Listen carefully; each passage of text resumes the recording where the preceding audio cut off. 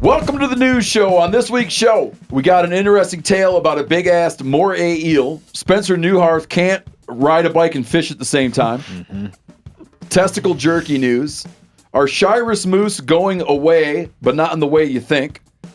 Poachers get serious in North Dakota, and Max gets serious about reporting on those poachers. Spencer Newhart stops to tell the flowers. Get it? We'll see if we get it. Nate Mason has a report on TSS and more, but first, the moray eel. Let's hear it. Okay. This is the R News. Listen to this. We were down in we went to the Bahamas for spring break. Folks that watched the show, we filmed an episode some time ago with Cameron Kirkconnell. And Cameron Kirkconnell, if you're such a listener that you listen to our Close Calls stories, the Close Calls series, there's a Close Calls where a spear fisherman shoots another spear fisherman in the fin who's passed out. He's blacked out, shallow water blackout, and he's sinking to the bottom of the ocean. Cameron Kirkconnell is able to get close enough to him. He's on his way up, and he sees his buddy sinking, dying, and he shoots him in the fin with his spear gun. And then they are able to hoist him up, and they resuscitate him and save his life. Wow. We're with him and his family, my family, his family, in the Bahamas spearfishing. And we were primarily hole hunting. Like, you go down there, you just kind of go over the reefs, you kick or drift in the current over the reefs, and now and then you'll catch a hogfish out doing his business. But you spook a lot of groupers. And when you spook a grouper, you just follow them. And that grouper is going to move, and he'll go into a hole, but he won't like it, and he'll leave the hole. He'll try another hole. He'll go into a hole, and the little grouper will come out of the hole, then he'll come out of the hole, and eventually you follow him, and he'll find a hole. And he'll hole up. And you hover over the hole until you're like, he's in that hole. And then you start hole hunting them. And it could turn into... chasing them into a hole is one thing. Killing them is a whole other thing, and then getting them back out of the hole is a whole other thing. So it turns into like it could turn into a real fist fight. Mm-hmm. So my kid goes down. We get a big black grouper in a hole. My kid goes down and it was a 30-pound grouper. My kid goes down and like glances it in the head, but doesn't, like, wings it in the head, but doesn't even hurt it. Cam's kid goes down and gets it in the tail. It's fighting around, and all of a sudden, and I go down to try to get it out, but the spear shaft has pulled free of the grouper's tail. The grouper comes out of that hole and goes into a new hole. Cam's down with his flashlight trying to look around and find them in this new... It's like, some of these things are like Tora Bora. I don't know if you remember back to the war in Afghanistan. They're like the Tora Bora cave complex. You're appreciating. Oh, yeah. Nate Mason's appreciating. Oh, joined today by Max Barta, Nate Mason, Crinch Snyder's here, Spencer Newhart, Brody Henderson. So he's down looking around with his light. And I see he's like looking into one hole, and it's this Tora Bora complex, and some of these holes have chimneys in them. And you could sometimes, you get him into a hole, and you'll sometimes peer into a chimney and locate him. He's got his head he's to his waist in a hole looking around. It's 30 feet of water, so I'm on the surface, and I see a moray eel, the likes of which, I mean, like, this eel just keeps coming and coming and coming, and because he knows that troubles are brewing. They're like sharks. Like, he knows. A big one, though. Yeah, he knows what's up. How big you think? How big? Yeah. Probably 6 feet long. Big around as your thigh. I mean, enough of a one. He comes, and all of a sudden he enters not the same entrance that Cam's in, but another entrance to the same hole. My boy dives down to alert him because they'll bite you. And as my boy is descending to alert him, Cam's coming up, but I can tell by his body language, he doesn't know, he didn't encounter the eel. Yeah. He's coming up casually, okay? He comes up casually like, oh my God, dude, I thought you were going to get bit in the face. That big eel went into the cave complex. I don't know, I'm just hanging around. Like, this guy's the master.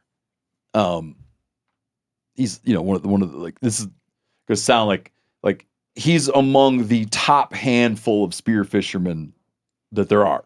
Okay. So he's like, oh, he's in the hole. And he says that grouper's coming out. And we're just hovering there. And a while later, here comes a crab out of that hole that doesn't like being in that hole. And my boy goes down and gets the crab. And we wait a while. And sure enough, here comes that grouper out, substantially more wounded. Oh. Like was getting mauled in the hole by the eel. Wow. And he's not in a good place anymore. So that thing was just down there taking chunks out of him. You know what we shit. need? After getting shot twice. So then we went down and shot. Then we went and shot the grouper for real. Man. Then he went into another hole. Wow. And then I was able to wrestle him out of that hole. But he was Poor not. dude. Cam said just like instantly. He's like, oh, he's coming out. You know how you got like bird dogs? Yeah. You need like grouper eels. Yeah. Ooh. Oh. Yeah. Have Train them That's a up. good idea. If you had an eel in your pocket and that grouper goes into that network and you just sick him, boy. Yeah. Sick You 'em. can't.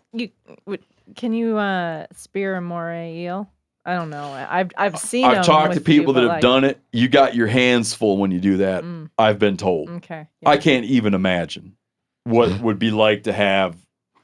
Cam said in an extreme situation, because Bahamas is pole spear only.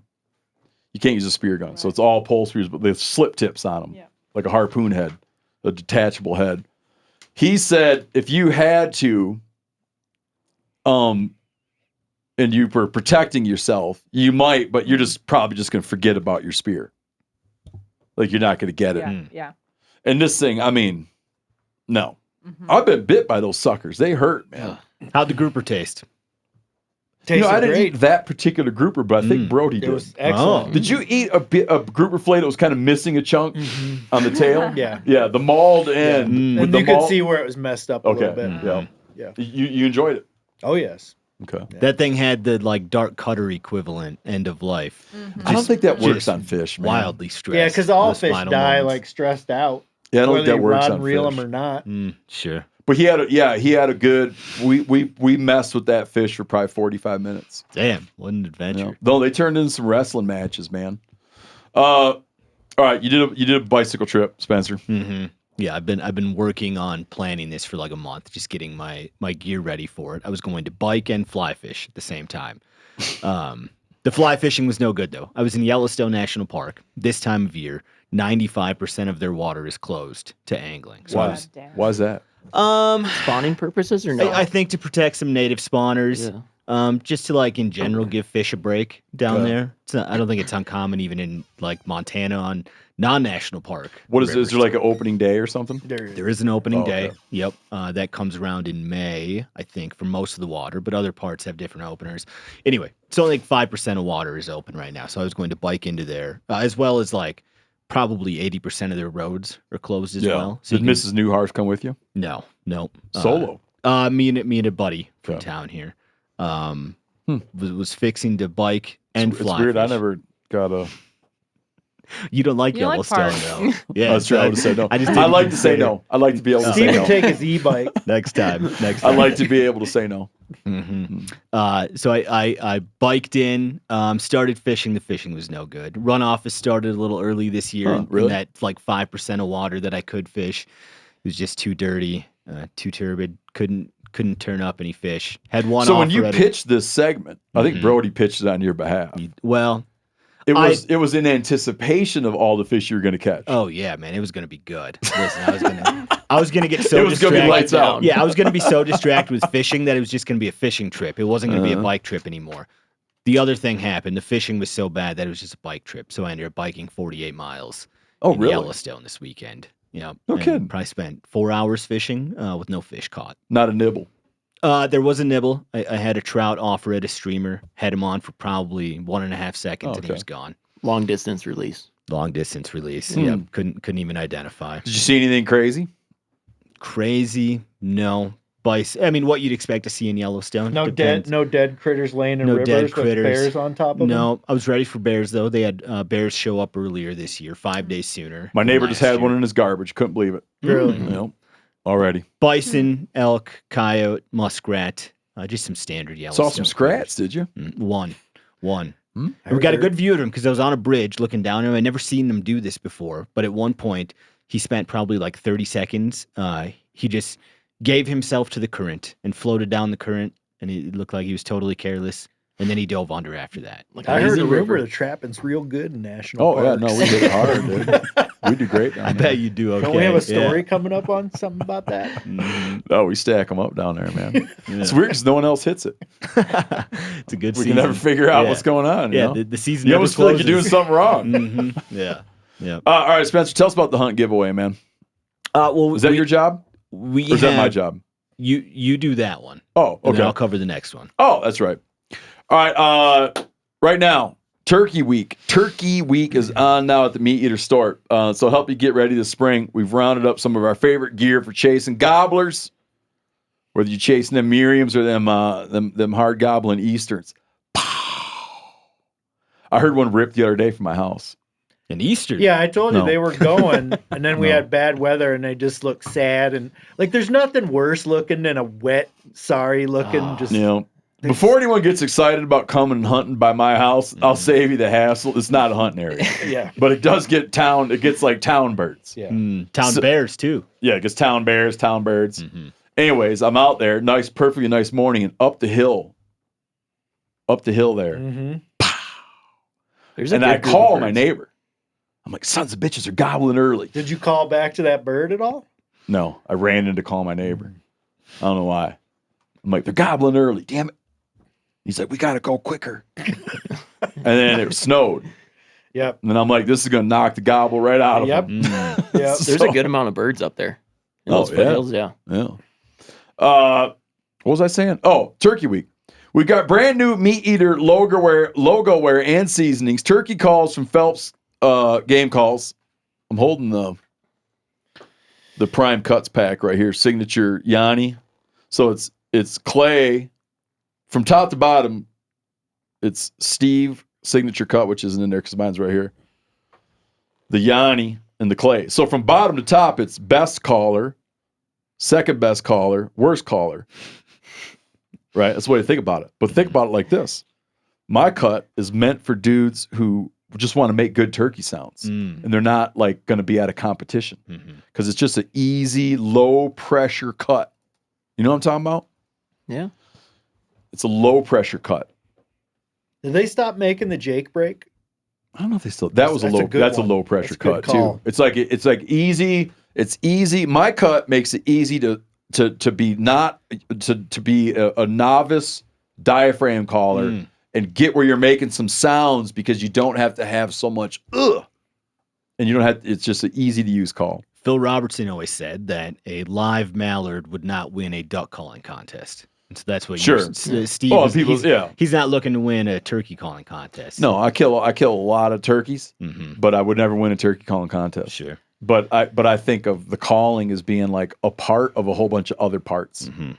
I want to ask to try it out, but I know where it's been. Yep. Where was I? Camo from First Light, decoys from Dave Smith, decoys, packs, and accessories from FHF Gear, and a whole lot more. Up to 20% off right now, okay? Also, First Light has the ultimate spring turkey giveaway going on. It's worth over $13,000 from now until Sunday, April 5th. Is that Easter? Yeah. It is. Mm-hmm. It's like early this year, isn't It's it? very early. Okay.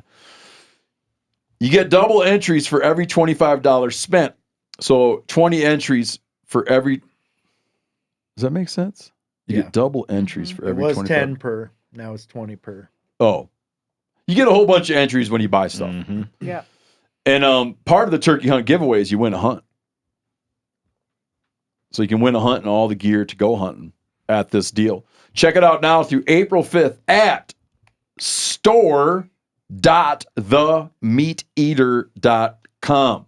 Over to you, Spencer. There's another giveaway on the MeatEater.com. This is a photo contest regarding uncommon turkey colors. The article is called Odd Turkey Plumage Photo Contest, where you can enter a picture of the rare turkeys that you've seen or killed. This is supporting the work that Dr. Mike Chamberlain is doing with the Wild Turkey Lab to do research on wild turkey DNA, genetic diversity, inbreeding potential, gene flow, and hybridization.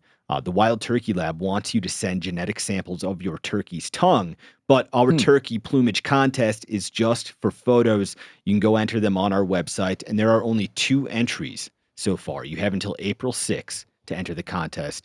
Pretty good odds right now. There's 3 top prizes. Because you got to shoot a weird colored turkey. Or see one. Or see okay. one. And there's 3 prizes we're giving away, all sorts of really good gear. So if you have a photo of a cool turkey you've killed or seen, you should go enter it. Now, if I was entering it, here's what I would submit. This was a turkey I saw in 2014. I was leaving work, heading to class, and this was at a go-kart track that this turkey was hanging around. I turned kind around. of a domestic-y vibe to it. So this area has some colonies that are known for their large turkey populations. So this could have been one that had like crossed with a domestic, or what do you mean colonies? Like a Hutterite colony. Oh, okay. Yeah. They raise a lot of domestic turkeys. So guys, we'll talk about if you want to kill a smoke-faced turkey, you go hunt near the colony. This is a good question for Chamberlain. People are always sending me these. I've so far 2 people this spring have sent me the smoked turkey, smoke phase. It's the most common of the uncommon plumage. What I see when I'm seeing that, and I'm open to corrections, and you might win yourself a prize. What I see when I'm seeing that is domestic introgression. Sure. There he goes again. Whatever you say, Steve. Spencer, it hit me last night. When you're telling Spencer stuff, he'll sometimes say sure. And I was like, there's something about it. And Brody says it's the same thing as going, whatever you say, buddy. I'm just trying to be a good active listener. Tell you that I'm here. And I was like, that's it. That's Brody funny. Hit it. It's whatever you say. Sure. Sure, yeah, whatever you say. Sometimes it's honest. Sometimes it's like, whatever you say, buddy. So go enter that contest, themeateater.com. Show Steve all of your smoke-faced turkeys. Yep. And I'll say to you, looks like domestic introgression. But there's got to be something to it, and I'm sure we'll ask Chamberlain. We'll ask Mike Chamberlain if we need to. Max came to me the other day and said, hey, well, first off, we have a pond. Our office has a pond. You have a couple ponds. Yeah. We're on a little, it's like I don't even call it like a business park. Yeah, business park. Yeah, we're like in a campus. There's a little ditch that comes through it, and there's a couple dredged out ponds. And Brody estimates the trout population at 4. 4 to 5. Not many. Brody believes there to be 4 to 5 trout, and 1 muskrat is in our pond. Last night there was 2 geese in it. We should start tagging the I fish. saw there. a dead raccoon floating on that north pond. Yes. Yeah. Yep. Okay, there's a dead coon in there. Yeah.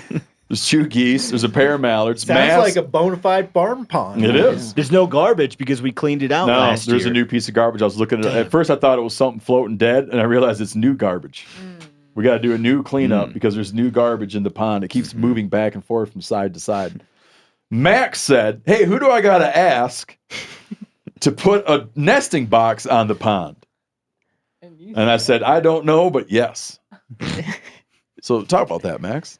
Yeah, so we're trying to raise some ducks this year, this spring. Delta Waterfowl came up with these houses. They're called hen-houses, where it's just a wire cylinder basically on a pole over the water.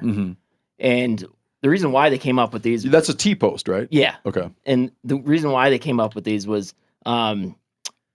due to habitat change and predator increases, nest success dropped.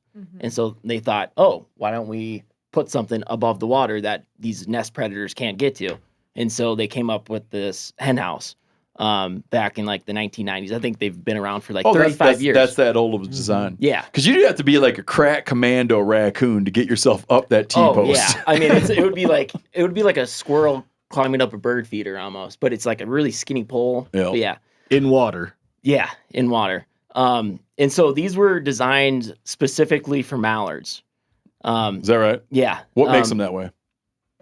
I guess I don't have an answer for that. Preferences. But it fits what they like. Yeah. So, like people think that mallards nest or ducks nest in water, but they actually nest away from the water, and then they hatch their ducklings and walk to the water. But these hen houses put them right over the water, so those ducklings, the first thing they do, they're right in the water. They don't have no traveling to do. No predators can get them, and so I think I researched some stats here, and 60% higher in a hen house than just a regular old nest. Is that right? Survivability, you mean? So yeah, successful nest. So yeah, a hen can start using one of these and have a 12 times better odds rather than nesting in just the ground. No kidding. Has anyone been poking around back there? I look every watching. single morning. What are the odds you think a blackbird just makes a nest in there instead? That's a great question. I There- hope it doesn't. There are a lot of I'll shoo Tweety it out of birds there. I haven't I've seen s- any red-winged blackbirds down there. I've though. seen Canada geese nested in elevated platforms. Yeah. Oh, too. they So this nest is- up in phone poles. Yeah. Yeah, but yeah, this is just like a wire cylinder, and so like it's a perfect size for a duck to get in there, and that's it. It's so open on she's both got to ends. fill it up with nesting material. No, it's already full. Yeah, it's already filled with Okay. straw, grass, and that's another thing too. Mallards don't bring any kind of nest material to their nest. Mm. Oh, kinda unlike- are you lazy. serious? Yeah, so like a robin or like a bald eagle, they'll go around collecting sticks and like build a nest. A mallard will just like sit there and like peck around and like I guess like Yeah. not because I was saying I stumble into them hunting morels. yeah. I never thought about that. Yeah, they That never don't. bring- They're not supplementing it. No. It's just in a little dish in the leaves. Yep. So, yeah, I'm hoping we can raise some ducklings, and It'd be great. if that The happens, first thing we'll see a duck sitting on top of that thing. in it. I'm thinking we'll see one standing on it. Oh, okay. That's gonna be, in my mind, the day it happens is gonna be someone's gonna see one standing on it. Yeah. I don't know why. Just Yeah, in my little mind movie, that's what happens. We should Yeah, set and- up a trail cam. Well, no, we could do that, but if a hen mallard nests in there, I'm gonna be sitting there with the camera for a couple Max hours is the each day camera. and just wait for those ducklings to come out of there. Mm.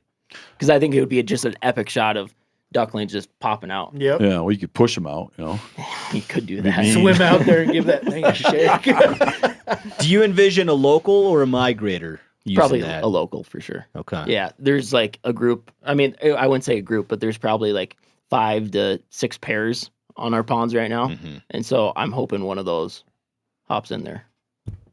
So, That's great. yeah. I can't We'll wait. see. Steve's got the best Making view more of 'em. ducks, Max. That's great. Yeah. Mhm. Yeah, and people can look at deltawaterfowl.org to find out more about these hen houses. And there's different programs where you can donate some money and actually like get hen houses. See, that's what I was telling you. I want a couple. I know just where I'm gonna put mine. Yeah. Well, I know a guy.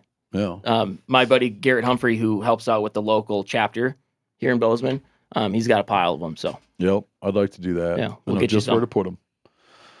Okay, it's time for corrections. Oh. Corrections. I was late on that one. Corrections. Okay, corrections today. The winner of today's corrections wins a set of Tecovas boots. I'm holding one up right here. But you can pick whatever ones you want. These may be Miss Sespin out on paternity leave. what size are those? 10.5. 10.5. No, I was just guessing. Seth's been out on paternity leave, but he wears a square toe. Every time I touch this, I feel like I'm touching Seth's foot. You can pick what you want. I'm telling you what, though, dude, just the leather. Smells like brand new leather. Go pick out any Tecovas you want if you win the corrections.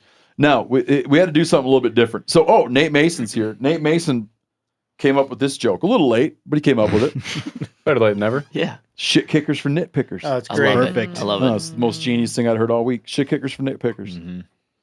But here's the deal. So many corrections came in about TSS. Brody's, did you do TSS report? A lot of people fired up about TSS, and don't worry, because we're going to talk a lot about TSS today in the news segment here. So we're going to do a quick showdown. In order to win the boots, there's 3 corrections.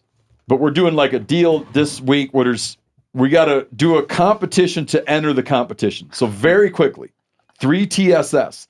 The winner of this goes to the finals. Little March When are we Madness. It's like doing golf. the No, it's like March Madness. And I'm Okay. telling you what, this next round here, this first TSS round of corrections, these are some nitpickers, man. Okay, shit kickers for nitpickers. Yeah. Okay, so for a spot in the finals, TSS correction 1. My name is Ian, and where's my glass? And I'm from upstate New York. While listening to episode 853, and you were talking about TSS ammo, and we're not totally sure on when they were introduced. And again, a clarification, an omission, that's corrections. Sure. He says 2018 Federal Premium became the first large manufacturer to produce TSS. Great, 2018. Thank you. TSS 2.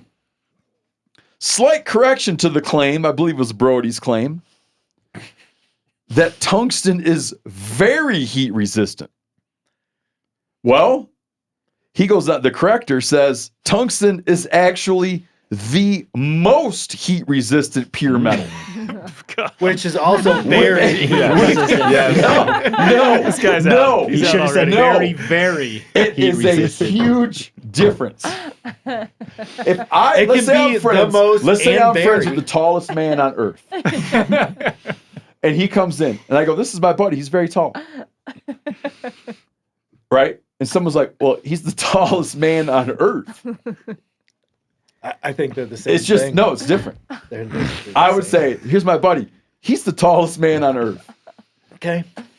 It's just different. Yeah. There are a lot more men than there are kinds of metal. Okay. The melting Bill's point gonna get is a correction. 6. The melting point. Get this. Close your eyes and picture this. The melting point is 6,192 Fahrenheit, 700 degrees higher Wow. than What's the temperature? Of the, tantalum. what's the temperature of the sun? A lot. I'd go so far as to say it's the hottest thing. 10,000 hot. degrees. Tantalum. It wouldn't survive the sun. That's why it's used as an electrode when TIG welding, which was introduced in the 1940s. He goes on to say, very heat resistant. Ha! It actually says very heat resistant is not an incorrect claim. Oh, that's what it says. But it doesn't do the metal justice. Okay, so Brody underselling tungsten. Oh yeah. TSS Then I number 3. Next, I oversell it. Bro, TSS number 3. He starts out. I appreciate this. He starts out, says, "I don't have the credentials to offer this correction." He says, "In fact, I'm horrible at science-related subjects." But that just goes to show that any person can do good. Regular Joe. Yeah, but Brody can't do good. No. This guy says, "I have a 40-year." Why does that matter? Like a cousin who's maybe Maybe not a he's very kid young versus and a- he's trying to establish Yeah. bona fides because his cousin is older. Well, he's going to tell you about a Christmas thing. Yeah. His cousin's 40. I don't care. You know what? It could be that he's like, we've been cousins so long. You know? I don't think that's it. Okay, he's got a 40-year-old cousin that asked for this cousin asked for Christmas. Oh, I get it now. What kind of 40-year-old guy Yeah, it asked sounds for like something something for a Christmas? 6-year-old would ask for. Okay, Yeah. that's why it's goofy. His goofy 40-year-old cousin requested a 1x1 inch piece of tungsten. This guy says it is heavy. He says it's so heavy. They talk about that it has its own gravitational pull, which it does. But he's not a science guy. Yes, you're right. That is gravity pulling on your cube. He goes down with this correction. When Brody last week said that TSS is twice as dense as lead, I kept thinking there's no way. I would like That's to go true. back because I think I said about twice as dense, but maybe No, not. you said twice. Because he says there's no way. Because I've held a 2.2 pound cube of tungsten. And in fact, Brody was wrong. Tungsten isn't twice as heavy. It's 1.7 times as dense. In math, that's a long ways, I guess. He says, I know this is splitting hairs, but if it was 2x, then it would be the here's where rubber hits the road. If This is where it gets mean. No. If it was 2x, as Brody claimed, it would be the densest naturally occurring material on Earth. Why can't we have some of this stuff? But it's not. That is held by osmium, which is 1.99 times as dense as lead.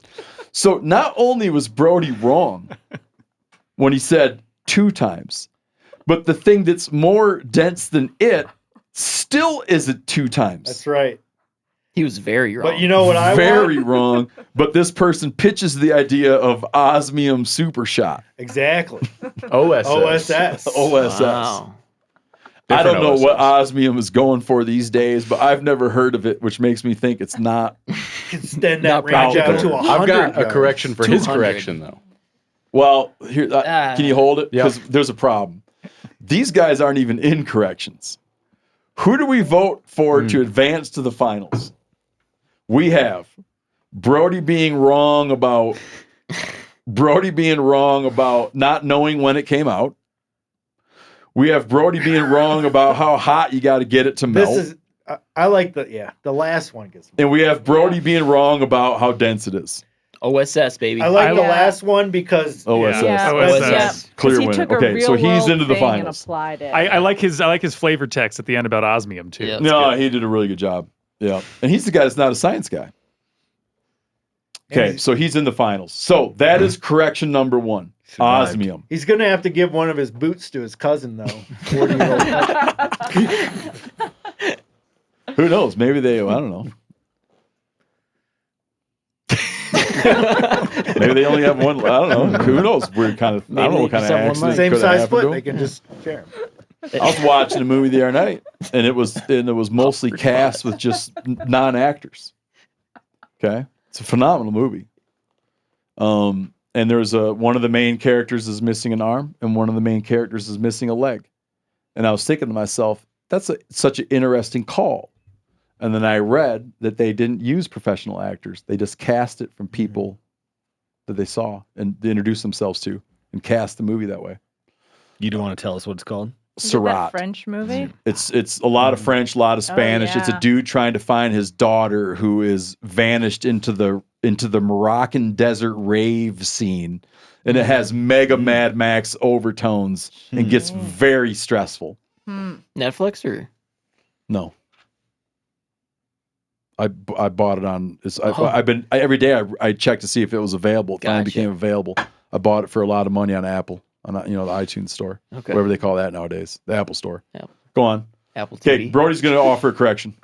Okay, here we go. Yeah, that's right. Apple TV. Hopefully, you guys were listening a couple $20. weeks back when we talked about the Colorado fur ban. We've got a correction from Jeff. I don't have his last name, but we'll figure it out if we need to. Okay, I just listened to the news podcast where you talked about the Colorado fur ban petition voted on by the CPW Commission. During that bit, Steve remarked that nuisance beavers and other fur bearers taken for nuisance reasons will now be left to rot with no fur taken. That's actually not true. That's the insane part of this story that's not being told. And honestly, I'm not sure if it should be told. I'll let you be the judge. I like this because he's saying I messed up, but it's because it's so insane that it's Yep. excusable that I messed up. Mhm. Well, I don't know if It he's lets me off the hook. excusing you. Yeah, it lets me off the hook. Okay. When the commission adopts a regulation banning the sale of wild animal furs in Colorado, it will only apply to fur bearers taken recreationally. Statutes are already in place that state fur bearers taken for damage or agricultural purposes can be retained or sold by those taken. Those that have taken Those them. that have taken them. Statutes trump regulations. This is in both Title 33 and Title 35 of the Colorado Revised Statutes. Yada yada. It is an unenforceable law, and the commission was told as much by CPW law enforcement. As soon as a bobcat is sealed, there's no way to know if it was harvested recreationally or through damage purposes. This is the part that makes me uncomfortable with those for the ban. I don't want them to know this loophole. Uh-oh. There isn't any way to find out if any fur bear was taken for damage purposes. You can still harvest fur bears recreationally, and nothing says you can't sell them in another state either. This whole thing is ridiculous, and the commission shamed CPW in this ridiculous process. Oh, you gives a little thanks to Brody. Read that part, Yeah. Brody. Makes Thanks, you look Brody. good. I can tell you that CPW is as frustrated with this as you are, which is good. Good job, Brody. That's correction number 2. So to recap, we got osmium super shot. Brody screwed up on the fur ban. No, you did. No. But it's okay. Here's the last one. This is a good one. This is an important one. On the most recent news podcast, Bear Newcomb mentioned that Oklahoma was working toward approving the release of captive deer that are, and Bear used this word, that are immune to CWD into the wild. I wish I would have caught that. I didn't catch that. Very rightfully, the guy says the correct term would be resistant. Okay. Even though that is still in question. And he talks about how we ourselves covered that in episode 766 in the podcast titled The Truth About Chronic Wasting Disease. Okay. So according to the National Deer Association, deer that carry the 9/6 SS genotype could experience a longer incubation period prior to perishing to the disease, but this does not prevent them from getting it. So resistant or delayed, but not known to be immune. Okay, so there's the 3 things. Yeah. The Gotcha. Brody being wrong on tungsten, me being understandably mistaken on the Colorado fur ban, or Bear Newcomb not choosing his words carefully on chronic wasting disease. Yeah, This is a tough one, man. Give Yeah. Bear a Pretty break. good. I'm like Okay, young. one votes. or 2. This is for the new pair of Tecovas boots. Let's go around the table, Max. No, you don't vote like that. Oh, come on. I want to build up tension. Tungsten? Tungsten. Ooh. I got to vote for Oh, what's it's that? decided that quickly. Wins. Wow. Oh, hold on. Phil, what'd you vote for? I was going to vote for number 2. Same. Oh, so you didn't vote tungsten. Oh, so it's not decided. I'm sorry. Well, Tungsten? 4. Oh, it's Four. decided. You guys Sorry. gave. Yeah. 4v3. Okay, I'm just out of curiosity. What were you going to vote for? Number 2. I do CWD. Oh. Oh. Well, you guys lost. Yeah, that's fine. So the tungsten guy, not only did he win the playoffs. He won twice. Yeah. Wow. Yeah. Chris Lund. But he Chris- did have a mistake. We will reach out to you. His cube dimension should be 1 inch by 1 inch by 1 inch. Oh, yeah. Oh. Well, Take that, Chris. If it's a cube, then it's implied by only Then 2 he should dimensions. just say 1 correct? inch cube, not Yeah, a you 1 inch would. by 1 inch. Just say Right. 1. So, Chris, just check yourself. Yeah. Let's send him some. Send him 1, and then he has to decide. Yeah, we might have to scuff him up a little bit or something before he Break him gets in a those little bit. boots. Got to scuff him up. That's a great point. Yeah, a 1 inch cube that covers it. In his face. He did say he lacks credentials, so come on. Well, Give him is redundancy, is that something we need to correct? He's Yeah, just I would covering say. his base. Okay. If someone wrote in and he says, "Hey, I got a correction about redundancy," I'd let it slip in there. He might win some boots. I don't know. Great. All right, Brody. Audience emails. Brody, a kid wrote in about some lambs. Yeah, this is great because it's not an email. It's actually a handwritten letter, so I love this kid already. We just got this today. It's breaking news. Okay, here we go. Hello, my name is Easton Sutter. I'm 12 years old, and I am a 6th grader at Fort Recovery Junior High in Fort Recovery, Ohio. This kid writes a great letter. Fort Recovery is a small rural farm town in the middle of nowhere that nobody has ever heard of.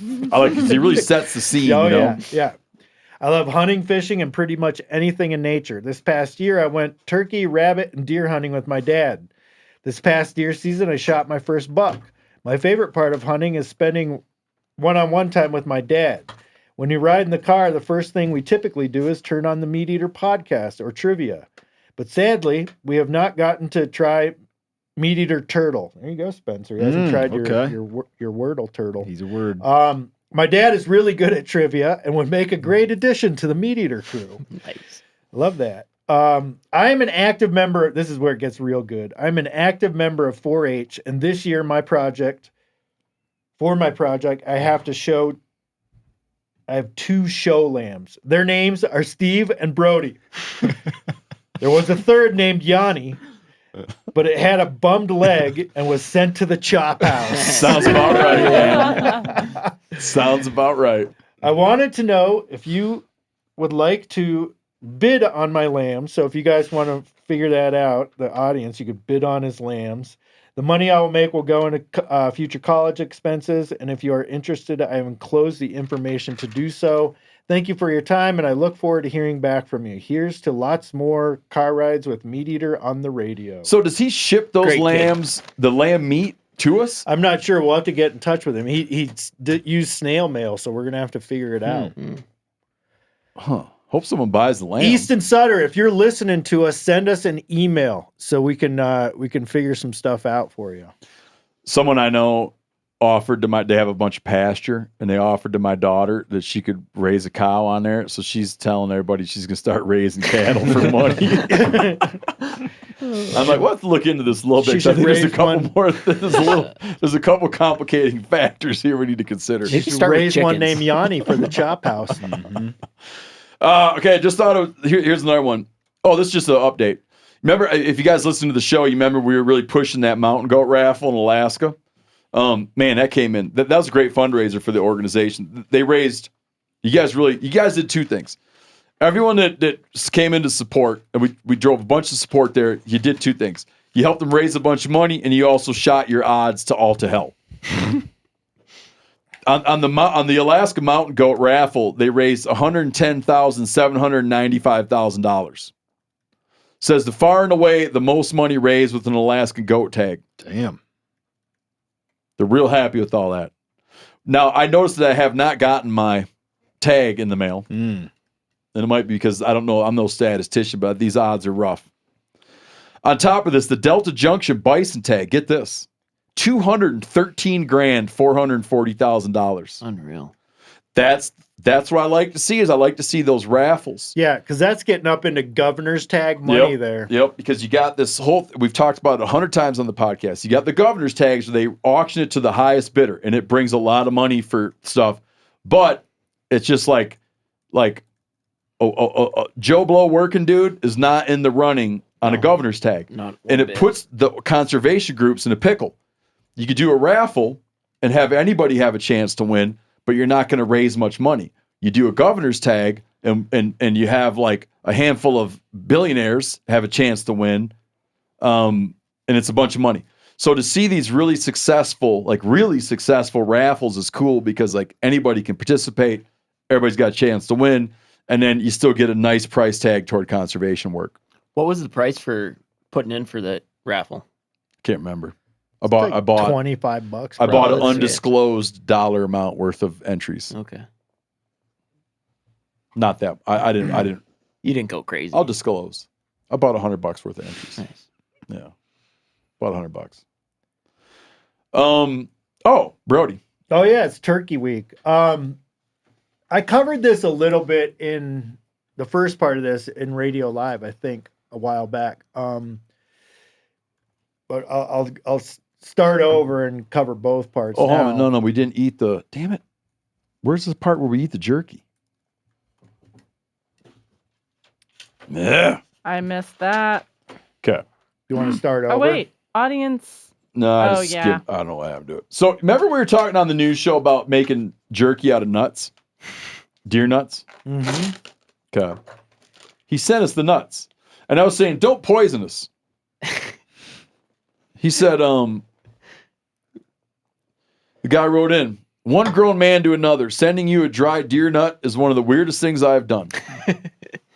Now, my wife told me to send you some of that dried heart. Unfortunately for you, I have eaten the heart. It was excellent. You are one of the few hunters that, he says some nice stuff.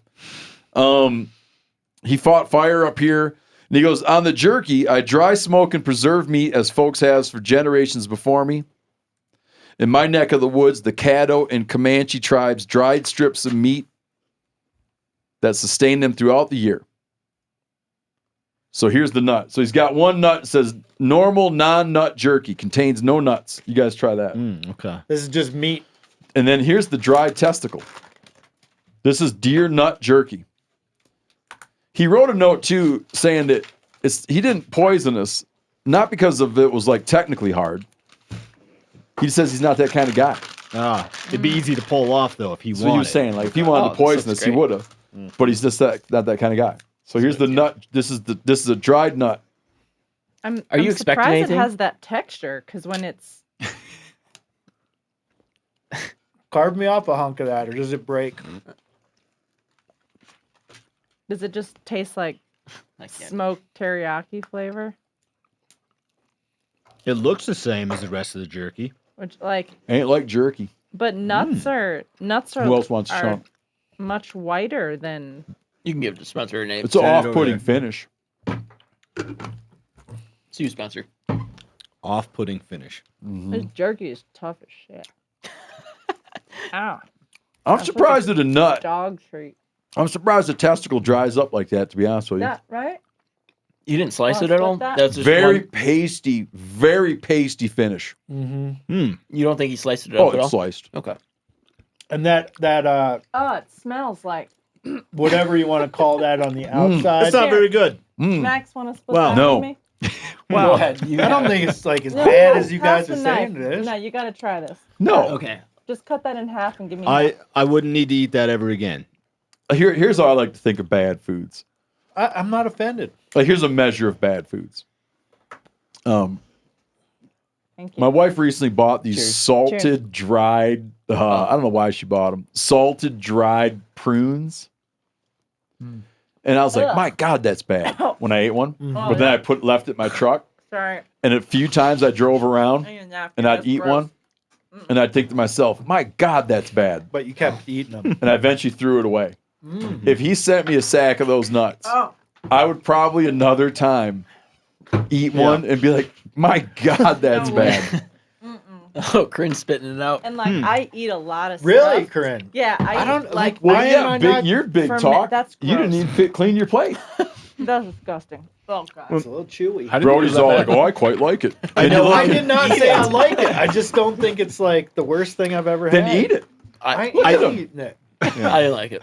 I know how good Oh, like a no. deer testicle can No way. taste, and it's like a very pleasant thing to eat. And this was not that. Oh. What Go makes and it add tough jerky. is this like outer this like skin Gross. membrane it's got. Guys, don't do that at home. Not worth it. Boy, But that's a satisfying result. Now I know that like Now you I don't know. You're I don't never need gonna to do make that. deer If it- nut jerky. Yeah. Oh, you guys yeah. are a bunch of babies. I'd rather smell that castors and castor oil than eat that. yeah.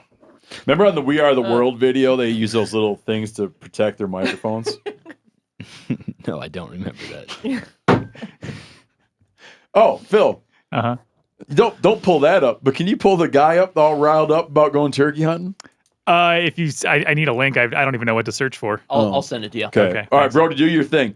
Now, folks listening at home here, this is you're gonna regarding- don't think that this is just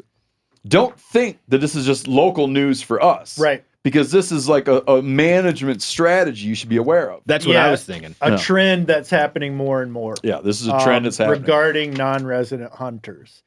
Last year, Montana Senate Bill 514 was passed, and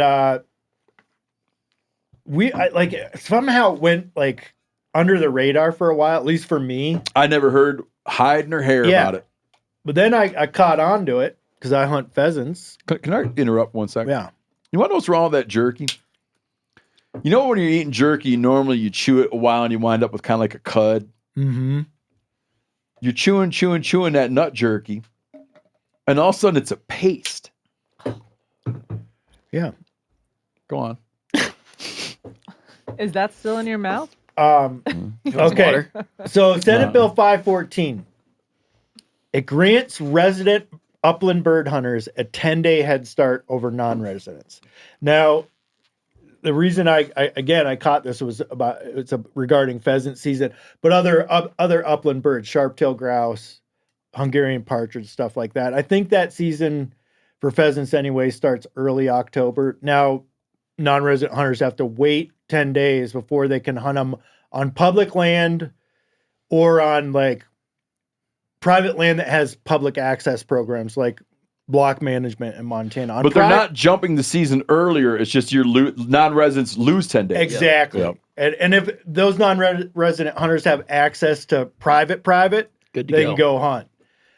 What I didn't realize is that because Montana categorizes turkeys as upland game birds, this rule also applies to spring turkey season. So spring turkey opens April 15th in Montana. Non-residents can't start hunting them on public or private with public access till April 25th. Yeah. And then weirdly, and this kind of pisses me off, they exempted mountain grouse. They did. I don't get it. The only thing I can think of is there's a bunch of non-resident archery hunters, elk hunters out there that are sticking grouse for. That's not why they did that. I don't know. I had the same There's thought just- as Brody. There's just no. There's a very little pressure on those mountain birds. I don't like it. I think they should have. All or none.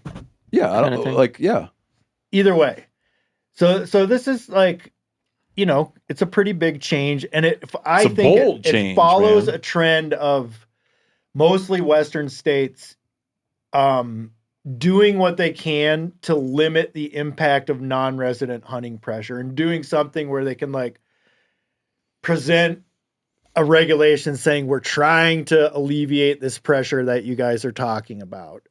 You've seen it. Colorado went away from over-the-counter archery elk tags. Montana cut a number of non-resident mule deer tags. Wyoming has lowered their cap on all non-resident tags. So it's just like this trend that is happening. I think it's going to continue too. yeah. Because you have more like you have a growing number of residents as more people leave cities, leave high tax areas. So you have growing numbers of residents in Wyoming, Montana, Idaho, and then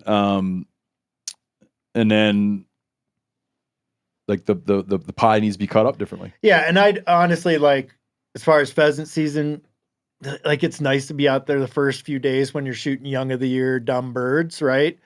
But it's a 3-month season. You're not losing that much as a non-resident. Turkeys in Montana, there's some years weather-wise where you can't hunt the first or don't want to hunt the first week of the season anyway. And like all the birds are henned up anyway, Right. so it's like So not a big deal. Oh man, what?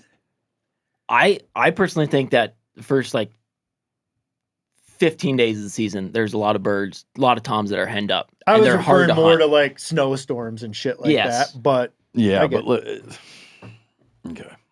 either way, there you go. I have thoughts. This is one of those deals where I try to like, so it's my state, right, where I live. So you like it. So to myself, I'm going like, sweet, dude. Yeah. Stick it to him, Yeah. right? But so just acknowledging that truth, Yep. I feel obligated to point out a couple details or point out a couple minor counterpoints, just to open it all up. To be fair, where you get into trouble, even though I like this because this is helps me out. Where you get into trouble is non-resident licenses keeps the lights on at the Fish and Game Agency. Listen, that's why I think you're seeing it with pheasants and turkeys and not elk. Like they're not going to push rifle elk season back 10 days for that. You'll never see that. They might, but I don't that's think they will. that's what keeps the lights on. Yeah. And it could be that the agency is sitting there saying what people really want, and it would be enormous. Like if let's say you did you did a vote in a state referendum, any state, I don't care, you did Montana, Colorado, any state, Wisconsin.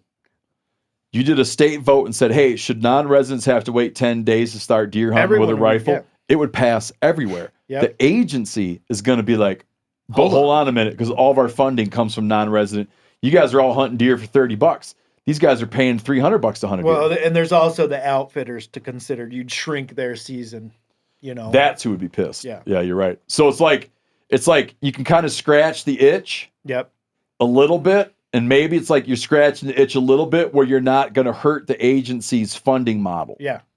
The other thing is, I look at it like from this perspective, because I hunt all over the place. I jump from state to state and hunt. So here I'm going like, let's say like I go to we hunt the kiddie season, we hunt the youth season in Wisconsin every year. If someone said all of a sudden they says it's a 2-day youth season, and someone comes and says, hey, the first day of Wisconsin's youth season is resident only, I would say, oh man, Yeah, what? And I'd be all bummed out. but you'd still go. I wouldn't have this. What could I do about it? It's not even my state. Yeah. I would feel like it was someone else deciding something and I was not part of the decision-making process. I'd be bummed. So I get it that people are bummed, but at the same time, just to be like totally upfront and honest, when I saw this, I'm like, that's cool. Yeah. Yeah. I mean, I'm not crying. Because there's a self-serving element to everything. Like, I think they would do as much of this as they could if they thought they could get away with, but there's a ceiling to it. Like you said, they can only go so far with it. Yeah. The real losers in anything like this, the real losers are, and if you take this state, the real losers, it's Washington and Minnesota. Because those dudes hunt this state hard. Hard. Yep. Okay. I've got that video if you want to watch it, Steve. Oh, yeah, this is great. I like this guy. Check this out. This is just right now he said this? I think yesterday. Listen to this guy. We'll kill a turkey in the morning. Can someone say who? Turkey season open. Can someone that knows about Saturday. sports say who he is? Isn't that the I thought it was Longhorn coach? Women's, Texas Longhorns coach. Oh, okay. Texas Longhorns and coach. they just advanced to the Final Four. He's got a fishing net around his neck. No, that's basketball. That was a joke. That was a sports joke. I was making sure. Okay. Gill net. I was making sure you knew what it was. He's got a basketball hoop around his neck. They just I'm gonna won. kill a turkey in the morning. I'll be in the office by 10 o'clock, and I'll be in the film, watching film, getting ready, and then the second thing is I'm going to leave for Phoenix tomorrow. Just being honest. That's going to happen. I've earned that right to be in the woods for a couple hours in the morning calling a turkey. And then we'll get ready for whoever's, whatever's going to happen after that. But I'll watch film tonight, absolutely, all the way home. I'll watch it till I can't stay awake tonight, just like I've done here for 4 or 5 straight nights. But I'm going to treat myself in the morning it might not even take longer than 30 minutes if I can call that dude off the roost. But after that, I'll be in the office, and I'll be getting ready for UCLA. Beautiful. Amen. Beautiful. And Hope he has a good hunt. He got one. I found out, I had to Google it, but on Twitter he posted a photo of he got one the next morning. He was so into thinking about turkeys, he couldn't remember who they were playing the next day at the beginning of that interview. Okay, I was talking to Nate Mason the other day.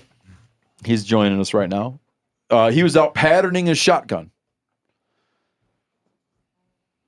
Innocently unaware of the TSS explosion, price explosion. Vaguely. Yeah. You don't need to be a great student of the news to know that there's a lot of ordnance getting blown up right now around the world. People dropping bombs all over the place. The military uses a lot of tungsten in ordnance, in munitions. There's a tungsten shortage. This kind of ties into us duking it out with China about certain rare minerals, metals. A guy came to me. I don't want to say my source because I could be wrong. A guy that's in the ammo business texted me that he heard from the major ammo manufacturer that TSS as an ammo, TSS turkey loads, TSS is done. He says it's all going to the government, and it's time to figure out your next bullet. What was it? Osmium? Your next shot. I don't know. Osmium super shot. TSS is over. I'm explaining this to Nate Mason, and we're talking about that a TSS round is about 6 times more expensive than what he uses. And he said, is it 6 times better? And I said, no, maybe it's like 1.4 times better. And it inspired him to go on and make his own website. Yep. The TSStest.com. You can go there right now. He's parked on that domain for 1 year for $1. Cost me $1. It cost me 1/18 Not of real a competitive. TSS shell. Did you expense that $1? No. You ate it. I'm planning on monetizing this and making a bunch of money off it. Okay. Enough to buy TSS, maybe. Here's the deal. A couple disclaimers. Well, this is the common man's guide to TSS. I think we're making a lot of hay out of TSS when most people don't even, it's not even. In my social circle, let me tell you something. I'm Social saying circle, you're not the common man. everyone in my social circle shoots TSS. Right. How new are you to turkey hunting? So this is my that's it. second How disclaimer. new are you? Let me finish. I have never hunted a turkey in my life.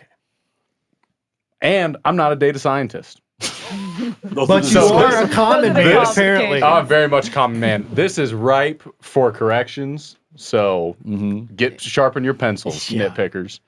But I think it makes me uniquely qualified to take an objective view of TSS or the lack thereof. So Phil has TSS for the common man pulled up. Yep, you can go to thetSstest.com. And this was A lot of T's. a lot of T's. Yeah, I'm a big alliterative guy. It's high T. High T. And it's answering the question, can I justify buying TSS for 15, 17, 20 bucks a shell? Everyone's got different situations, variables, hunts, ethics, setups. And so I polled a number of seasoned turkey hunters from across the U.S. and basically asked, what's the average range at which a turkey presents the shot to you? Because that's what really matters. And I thought about this answer long and hard. Long and hard. And Yanni, I put it to Yanni long and hard. See, but I also thought about that because I think you're hunting primo spots. Dude, it has nothing. So, no, I'm just saying. I want people to understand. Again, you're not a data guy, Nope. or you're a data guy. You're not a turkey guy. I'm neither. This is a working draft of a website. Yes. V1. And you also probably can't argue with experienced turkey hunters over what they're seeing since you're not. Agreed. And I turkey hunt a lot of places. Right. I don't want to remind you that I'm a 2-time super. What's the slam when you got World Slam. No. Yeah, Grand Yeah. Slam. 2-time. No, way more than grand. World. World includes the Mexican. What's the one that turkey. doesn't include the oscillated? Super. 2-time super slam holder. See, I don't even know what those are. That's Yeah, how little okay. I know. So- I'm gonna look. What I'm saying is when I give you turkey data, Yep. turkey dope, it's from all over, buddy. Yup. But all those data points are from Steve's shoes. Okay, go on. Let's So, in light of that, I factored in a bunch of variables, and you can go on here and put in your situation. Whether it's the caginess of your turkeys, the species you're hunting, click us through a whatever little it may bit, be. Phil. Oh, sure. Hold on. Before I get corrected, Grand Slam is Eastern, Rio, Merriam, Osceola. Royal Slam, That shouldn't even be a thing. it's all four entry subspecies. level. Yeah. The Royal Slam is the Grand Slam plus the Goulds. And then That's the me. World Slam is the Royal Slam plus the oscillated. So 2-time royal holder. Yeah, the U.S. Super Slam is all 49 states. Or Yeah. sorry, all 49 states that has turkeys. You know what bottlenecks me on that is I only got two Goulds. Two more than a lot of people. Yeah, but I mean that's what's bottlenecking me on not being a 3-time. You ought to start on that 49 thing. No. No? Not interested? I want to get back to Nate's Yeah. thing. Sorry, Okay, I had to. go. All right. interrupt. No, that was great because you would have got corrected. Oh yeah. So, dude, I think you just pull that sucker up and go through it. Okay, so you go to TSS for the common man. Nate Mason's thing. It's a working draft. He's trying to help you find out if it's right for you. You click find my shell. Who's gonna be our hunter? Max. Max. Okay. Okay, Max. Does your hunting spot actually allow for a 45-yard shot? Great question. No. Oh, you can't see that far. I'm in the trees. I'm in the timber. Oh. Okay. Boom. Oh, You don't need it. Doesn't help you. Isn't that funny? yeah, it's already done. Skip the TSS. Yeah. Okay, back up. You can Yeah. you can sell that stash you got, like make a pretty penny on it. Okay, let's start over, Max. Let's change your story. Let's say you're hunting an area that's like not too heavily timbered.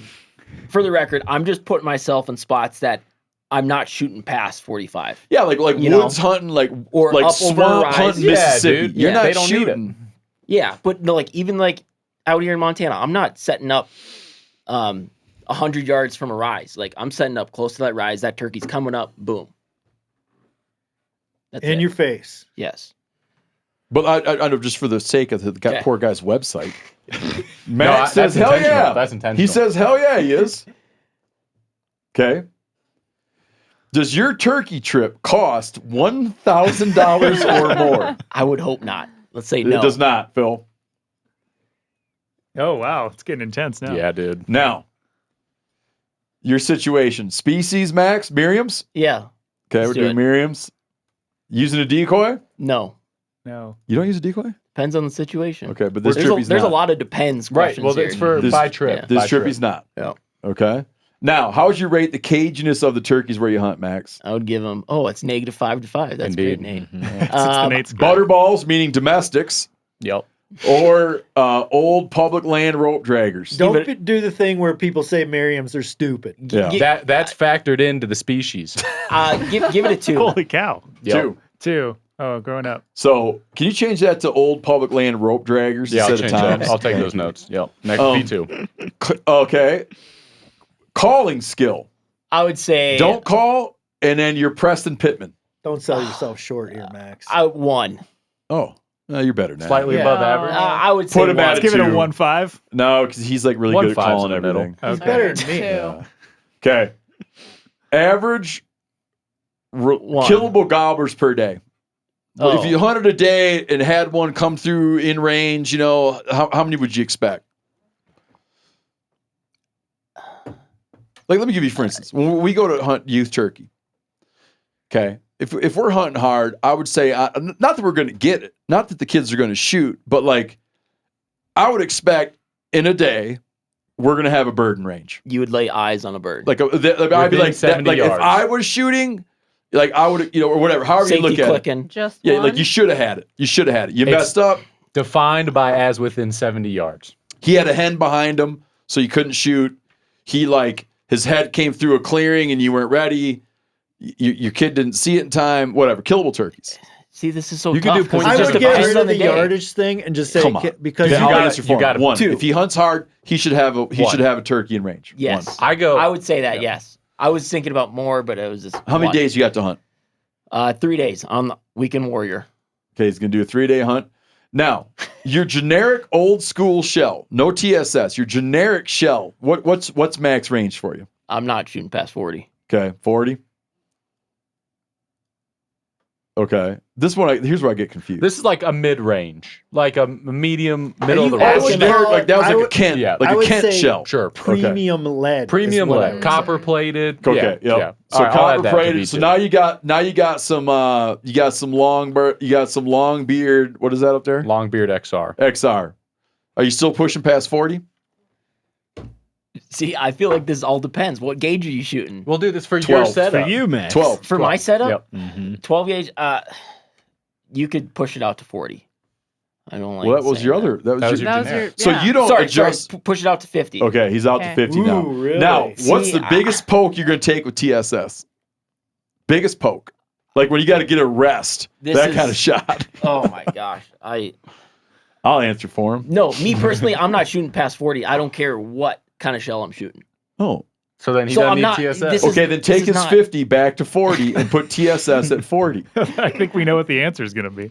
Yeah. This guy's like the worst guy. Well, in the I know. world. we already answered it off the rip. I know, but he's the worst guy in the world to like See, try to get why I, him don't to you I push was this trying to system? tell you that This is why I right answered. away. I know, but you know what you're not doing? You're not like you're like you're I'm not staying just kind true of to who I am. No, I know you're trying to stay true to who you are. Just go 40, 50, 60. You're not That's just good. bullshitting 40, your way just through go the 40. survey. But still, Well, let's if see. he had, never mind. Okay, let me override him. Just Okay, great. Just, It's now, just to it's push now the limits. Steve's It's turkey Steve hunting and trip. Max. Max is like 40 with my old Steve's copper. whispered in his ear. He's like 40 with my old man's copper plated force. Shoot it. He's in range. Shoot it. Long beard XR. I'd stretch it to 40, 50. TSS, I'm going to reach out to 60. Survey says. Oh, wow. Graphs? This is awesome, Nate. Oh, The Longbeard XR is the best bang for your buck. That's the or bottom line. equivalent. You don't need TSS. Right. There you go. I'll take it all. Give it to me. Because I ain't stopping to shooting that stuff until I'm not I run either. out of it. Okay, the last bit. Well, I told you to check your numbers on shells. Yep. cost per additional point? So what you're looking at is you're getting a bell curve of where you're going to get a shot. Yep. It might walk up to 10. It might hang up at 60. But on average, they're going to be about 40 yards. And so you can get that done with the medium, middle of the road copper. Okay. And then what costs are you dealing with here? Because you took a little. Yeah, so you scroll down, you'll look at the assumptions, and we can make these variable, but generics are going to cost you about $1.50. Your middle of the road, $2.50. Your TSS is going to cost you $17 a shell. Today. I thought it'd be higher than that by now. Probably. God, that takes the fun out of shooting, don't it? Yeah, and you're $17. Exactly, dude. I just don't think about it. Turkey's worth $20 to me, man. I know, but don't you You're not sometimes gonna feel like just pattern ripping a couple effectively? extra shots at the paper? Yeah, I do. Yeah. Yanni Chimani, he says when he's patterning out, he's patterning out on old schoolers, and then he double checks on his TSS. Yeah. Or birdshot. Yeah, I just use cheap game target loads. Yeah. Hit the URL again. TheTSStest.com. And what is your pathway toward monetizing this test? I haven't figured that out yet. How many site visits have you had? I don't know how to read that data. There's a lot of things to figure out. I bought that sucker and shipped it. I'm afraid that you'll have 3 site visits and they all came from the same address. I like the bottom. Yeah. There's like bottom. It's almost like in quotes, but it's like a MeatEater Laboratories resource. Yeah, no, it's great. He really branded. Great touch. He put more into branding than he put into thinking. You know, you might get an offer from Big Lead to buy this website. Big Lead. Yeah. They got a lot of money. Like, I've been to TSS.com. He's in the pocket of Big Lead. Okay, so we covered turkey season updates. We covered the TSS purchase guide. Again, please, listeners, go to thetSStest.com and find out if TSS is right for you. Over to Spencer. I'm going to talk about Death Valley National Park. Death Valley, it's the biggest national park in the lower 48. It's located about 2 hours west of Las Vegas in East Central California. Part of the park spills over into Nevada, but not much of it. When you think of like Death Valley, you're thinking of the California portion. It's the lowest, driest, and hottest place on the continent in all of North America. One part of the park sits at 282 feet below sea level. It averages less than 2 inches of precipitation every year. And actually in 1929 and 1953, there was no precipitation at all recorded. It currently holds the world record for the hottest temperature ever recorded when it reached 134 degrees Fahrenheit on July 10, 1913. So now you know all about the what Death Valley looks like and feels like. Well, I'll tell you one thing you didn't mention that I always liked. Water doesn't leave there. Just a basin. Yeah, because it's a below sea. Yeah, it's a dead end. Yeah, I think it's like the remnants of an old lake that used to be 7,000 feet deep. Oh, really? And now what's left there is Death Valley. Huh. Now, despite this intense heat and lack of rain, stuff still grows there. They have mesquite trees, prickly pear cactus, bitterroot, a whole bunch of succulents and cacti. Then there's a number of wildflowers. Now, most of these wildflowers only show up during a super bloom. The Death Valley super bloom only happens about every 10 years. Wow. The last time it happened was in 2016. Prior to that, there was one in 2005 and 1998. They require perfect conditions. Most notably, you need a wet fall and winter, and it's precipitation that washes the salt off of the wildflower seeds and wakes them up after they lay dormant for a decade. No kidding. The seeds are salted. Mm-hmm. And that precipitation will take the salt away, and it signals to the seeds, okay, time to go. You can almost see like the path that the water takes. Yeah, we're looking photo. at pictures right now. You can see them on YouTube. How long from moisture to this? Well, these pictures, the super bloom can vary. We'll get to it in a second. But like when I was there in 2023, I was there in mid-March. Flowers did not start blooming until late March that year. They had an above average bloom. It was not a super bloom. Were you trying to hit the bloom? I knew it would be a good time to be. It wasn't like the point of the whole trip. Yep. But it was like a factor in being there in mid-March. The perfect conditions. Mostly it's just a wet fall and winter. There are about 20 of these wildflowers that participate in the super bloom. They have a short growing window when they do show up. Now, it's similar to predator swamping. Explain what that is, Steve. Predator swamping. Yeah, it's a reproductive strategy that humans interpret as, let's say you have a large nesting colony of birds. If they all lay their eggs at the same time, the local predator population doesn't have a chance of getting them all. Mm-hmm. They'll kind of work the edges of the colony, but they'll never get them all. Whereas if those birds spread their nesting out over a month, you would just have a month of sporadic predation. So predator swamping, like when elk all tend to hit the ground, elk fawns all hit the ground on the same day. Calves. You're going to get corrected. Yeah. Elk calves, they all hit the ground the same day. Some are going to live. If they all hit the ground over the course of 6 weeks, it could be they all get killed. Yeah. Right? Predator swamp. You're overwhelming predators. That would be like a mammal version of that, and I think other, animals would participate as well. The super bloom does a similar thing. It overwhelms the landscape because by blooming simultaneously, they'll guaranteed to attract a lot of pollinators, butterflies, moths, bees, hummingbirds that otherwise aren't going to show up in Death Valley and visit this desert. Now, here's why I'm talking about this today. 2026 is a super bloom year, and this was predicted going back to September. Because they got a big rainfall then. It was followed by 2.5 more inches of rain between November and January. That's exactly what you want for a super bloom.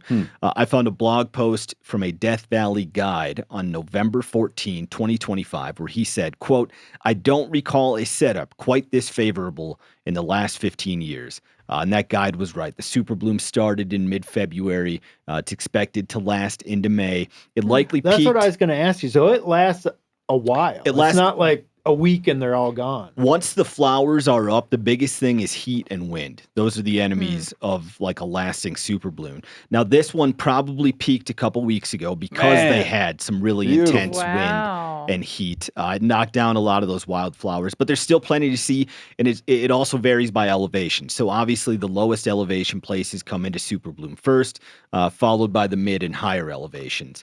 And the higher elevation are where the super bloom will last into early summer. Now, if you live in the area, you can go check it out. I visited Death Valley in 2023. Like I said, it's one of my favorite parks. It's one of the only parks that has year-round dispersed camping. It's got the best stargazing I've ever experienced. It's super remote, so make sure you fill up on gas first and you have a good spare tire. And take a trip to the racetrack playa. You'll see the sailing stones that move on their own. And then, of course, this year, you'll get the rare super bloom that's happening. Excellent job. Wow. Thank you. Didn't need to build no website for that, did you? Nope. No. Excellent job. It's beautiful. Hottest, driest, lowest place on Earth, and all those pretty flowers. Not on Earth. Oh, I'm sorry. Good catch. The Altima. North America. Yeah, inside of Santiago, somewhere around there, the driest place on Earth, like the Chile. Yeah. Sorry, yeah, in Chile, driest place on Earth. Mm. Yeah. Can't even, that must be less than an inch of precipitation No rain. a year. Wow. No rain.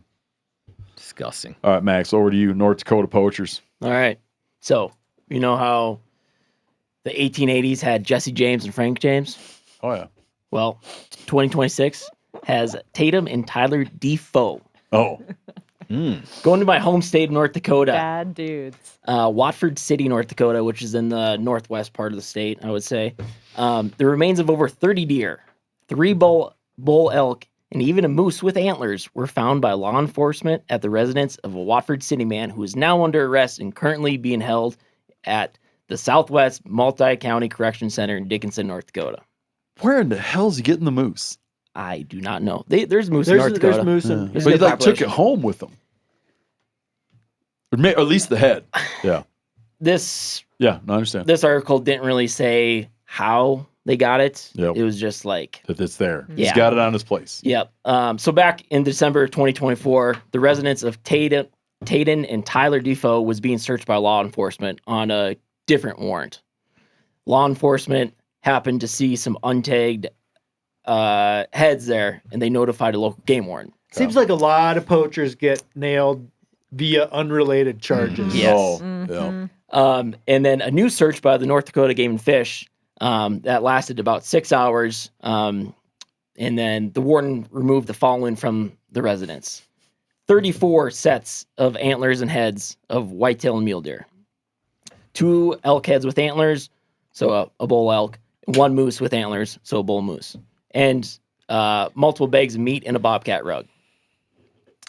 North Dakota game wardens reached out to surrounding states to see, like, hey, you guys have any licenses? Take a guess. Montana. No. No Zero. licenses found. Oh. But didn't they have charges in Montana? Oh. Yeah. Meaning they Not can't. in the He article I can't read. explain it away by like, how. I've been hunting all over hell. Yeah. Yeah. I thought they were connected to some stuff in Montana, but maybe not. No. In the article I read, the warden reached out to both Montana and South Dakota to verify 0 big game licenses were found. Yeah. What's stopping them from just saying they're a bunch of deadheads? Great question. Because my buddy brought up this question because he was running around with a new hunter who doesn't know anything about anything. And he was like, I don't want to take this deadhead because I don't have a salvage tag for it.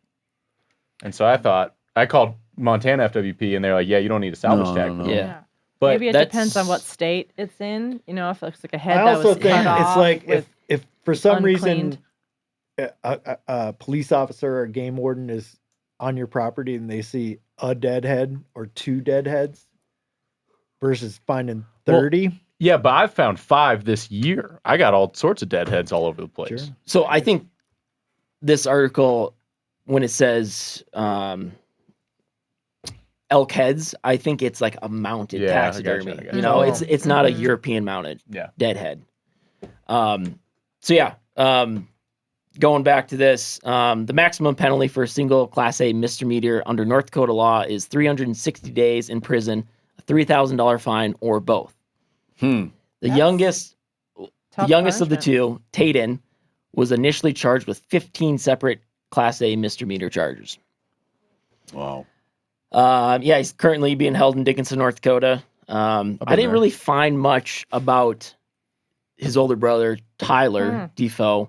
The article just said he was had nearly identical charges stemming from the same incident, Got it. but that was it. I don't know if he's in jail or what's happening. So Did they tie any of those heads to like known poaching cases they were trying to solve, or No. is that I did. This article is very bleak. yeah? So, and I think it's important to note, both Defoes are considered innocent until proven guilty.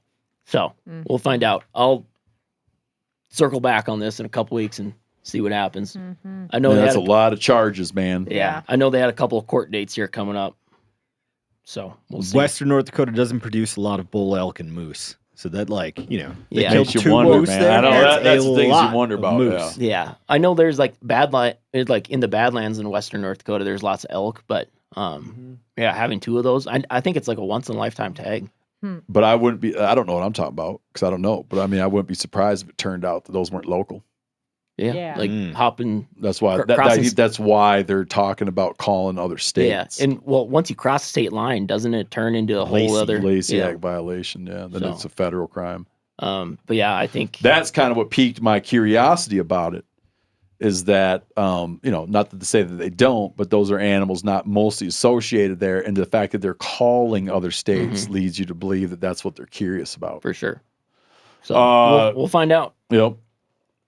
Okay, lastly, I just recently got a moose harvest report. Okay, looking at moose harvest statistics. For here, Yeah, but within this report that I got this other really interesting thing about moose in general on our continent. So Canada, United States of America, the moose population, in a way that they used to understand moose, in a way that the evolving understanding of how moose came to be. Now, I'll just do a little trivia. What do you got? What moose do we have here? Shiras, and up in northern we have Canadian, Canada. Yeah. or whatever they call them, So- Saskatchewan. Yeah, so you have in moose taxonomy, they recognize you have the Yukon Yep. moose, which is the biggest. Then the Canadian moose. Then you have the Shiras moose. And then I think there's another one they call out east, like the Eastern. And maybe, is there a Labrador too? There's Newfoundland or Labrador, Yeah. something like that. So they have these different Yeah. moose branches in moose taxonomy. They used to do this a lot. For instance, there used to be, I don't know, they used to recognize a dozen caribou. 7 different kinds of elk or something Yep. like that. 7 kinds of elk, Yeah. dozen caribou. And they used to think that these things were genetically different. Think about this, the Mexican gray wolf and then the wolf, the regular gray wolf. Okay. So we have these different genetic distinctions. And what you're doing is when they look at the genome of the species, you usually are when it's valid. Okay. Like let's start with this example. What I'm trying to say, take black-tailed deer and mule deer. Black-tailed deer and mule deer are regarded as legitimately different. They're like, that is a legitimate subspecies. And what makes it that way is they can see evidence that there was a serious, distinct genetic barrier. Meaning there was a time when black-tailed deer were not able to interbreed. They were physically separated from mule deer at a time. Now they're not. Now they bleed into each other. Like I've pointed this out before. There's places like in California, if a deer is standing on the west side of I-5, it's a black-tailed deer. If it's standing on the east side of I-5, it's a mule deer. But when you look at them genetically, you can tell that these two things were different and they were separated. What was separating them in all these cases in North America, what was separating them was like old glaciation. So you had glacial barriers that cut animal populations in chunks. And so areas where we have these like legitimate subspecies, it was because they were separated. When you look at caribou, they had like, I don't know what, a dozen caribou running around. They now think that there are 2 legitimate caribou subspecies. Barren ground And woodland. Barren ground were north of the glaciers. Woodland survived south of the glaciers. The glaciers go away, everything melts, they can intermingle, but they're still like, those are legitimate subspecies. For a long time, people thought that the Shiras moose was a subspecies, and there was this idea that it had found refuge south of the great ice sheets and evolved on its own, and these other moose evolved to the north. And I was even unaware that this thinking was changing. Right. But they're doing more and more genetic work, and it's like all these different moose, Yukon, Canada, Shiras, when you look at them and you see the differences, all you're seeing is habitat, like distinct habitat and nutrition. And what's the what is it? The thing north to south or south to north? Bergsman's principle. That could play a role too. Body size. Yeah. So like in Bergsman's principle, we've talked about this 100 times, like Bergsman's principle, if you look at a mammal's range, the largest specimens are on the north end of the range, the smallest specimens are on the south end of the range, which fits. So look at all this stuff like antler configuration of a Shiras moose. A Shiras moose doesn't have different antler configuration. It's just smaller. And they wound up doing this thing. I'm looking at this map, and it's cervid fossils in North America over 15,000 years. And it's crazy because like over 15,000 years, I'm looking at this map where it's showing caribou fossils coming out of Nebraska. Wow. Oh, I was doing some research for the book where they found caribou Tennessee, Alabama, like way down south. Well, this is over 15,000 years. Okay. So I got caribou fossils over in South Carolina, North Carolina, caribou fossils in Nebraska, deer fossils, southern Florida, just everywhere. Okay. Elk fossils down into Mexico. There is no older than 15,000 year moose fossil. The southernmost over 15,000 year old moose fossil found to date sits at the Alaska-Yukon border. So north of the glaciers. Yeah. Other stuff was down, right? Like, and in this map, there's this huge band across central Canada where there's no fossils from over the time because nothing was there. So you had stuff that was north of it and stuff that was south of it. What you had north of it, you had elk, you had moose, you had caribou. South of it, you had deer, you had caribou, you had elk. No moose. That's wild. No moose. And so they're saying that like all moose all moose at the end of the Ice Age came out of Beringia, spread south, and there's never been a point when, and you did not have genetic barriers. They've always just been like you would start in one place and you'd travel and there'd be moose and you'd slowly realize they look different. Yeah, over time they just adapted to that habitat. And Nutrition, habitat, and they also, this paper also talks a lot about density. That like density is impacting size. Yeah. High density, small size. Yep. What's wild is they were moving down here at the same time humans were. That's It's the like crazy the same part, too. timeline. Yeah, that's kind of like it would be that if you always imagine going back, like you want to go back to the Pleistocene, to the Clovis age, you could be like the first humans that came down out of Beringia and hit the American Great Plains. They might have done that faster than they might have been in a moose-free environment. Mm-hmm. And then one day it'd be like, wow, there's moose showing What's up. that thing? Yeah, because the That's what moose they would came think. at the same Yep. time as humans. Yep. I think it's fascinating. The Oh, it's map is cool. cool. Yeah. Yeah. There were no deer. This is what's crazy too. The most northern deer fossils over 15,000 years have come out of like the Prince of Wales Island area.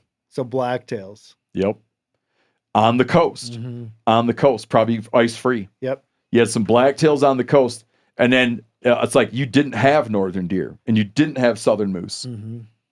That's super cool. Yeah, it's just a kind of a changing perspective of why is a Shiras, because when they look at a Shiras moose, they're like, his antlers are smaller, his coat is different colored, there's these other head measurements that are different, and you're like, oh, they must have been different. Right. But it's like, it's just how the species was reflected, how the landscape changed the species, how the species adapted to the landscape, right? It'd be interesting to see what other species they'll look at and try and follow that same Yep. trend, you know? Yep. For size reference, the Boone and Crockett minimum score for a Shiras moose is 140. For a Canada moose is 185. There you go. 45-inch difference. And then for a Yukon moose, it's 210. So this is like a Canada and Yukon are closer in Yeah, minimum and size for, for like, Boone the- and Crockett the than Boone and- Shiras in Canada. Boone and Crockett score is kind of weird to envision with moose. I like spread wise, I would say like a Shiras, a good bull's like 40 inches wide. If you look at the all-time record, the world record for a Canada is 242. For a Shiras is 205. I'm going to make people dig this up themselves. I don't want to tell them. But there is a unit in Montana where the average 50 inches. The 5-year average is a 49-inch That's a width. big And you look at Shiras. most of the units, the 5-year average is down in the upper 30s. Yeah. Mm. Like There's a 40 is hot- a decent Shiras. Hot unit. Yeah. And you know what's funny? People know this because it's a low draw odd unit. Mhm. People figured it out. They're I all mean, low draw. Everything is 0.01% chance. No. Not true. Okay. Not true. I Thanks for know listening to the news show. I know some that are. Yeah. Thanks, everybody. When you flew out the window and into the sunset, I thought I would never stop screaming. I thought I would never stop screaming your name.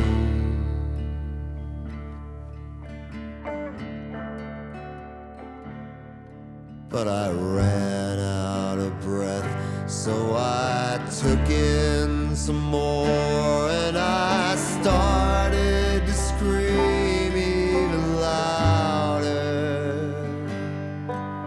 The screaming goes on for hours and days.